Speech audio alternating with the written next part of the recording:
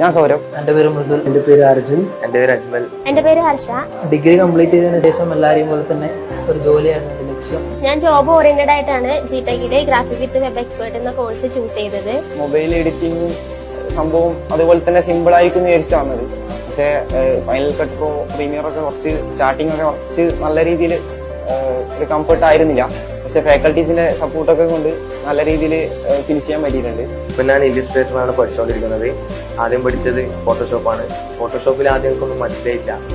പിന്നീട് ഓരോ ടൂൾസ് ഒക്കെ പരിചയപ്പെട്ട് സ്വന്തമായിട്ട് ഓരോ ഡിസൈൻ ചെയ്യാൻ തുടങ്ങി. ഞാൻ 2D ആനിമേഷൻ അതിന്റെ പ്രൊജക്റ്റ് ഒക്കെ ഭംഗിയായിട്ട് കംപ്ലീറ്റ് ചെയ്തു. ഇത് 3D ആനിമേഷനാണ്. അതും ഇതുപോലെ തന്നെ ഭംഗിയായിട്ട് കംപ്ലീറ്റ് ചെയ്യുകയും ചെയ്തു. എനിക്കിവിടെ കുറച്ച് സോഫ്റ്റ്വെയറും കൂടി പഠിക്കാനുണ്ട്. ഓരോ സോഫ്റ്റ്വെയർ ചെയ്യുമ്പോഴും ഡിസൈനിങ്ങിനെ പറ്റി അറിയാനും കൂടുതൽ ബെറ്ററൈ ചെയ്യാനും പറ്റും. സ്റ്റാർട്ടിങ്ങിലൊക്കെ ഒരു ഫ്രീലാൻസ് ആയിട്ട് ഒരു വർക്കൊക്കെ നമുക്ക് എടുക്കാനോ ഉള്ള ഒരു കോൺഫിഡൻസ് ഒന്നും ഉണ്ടായിട്ടില്ല.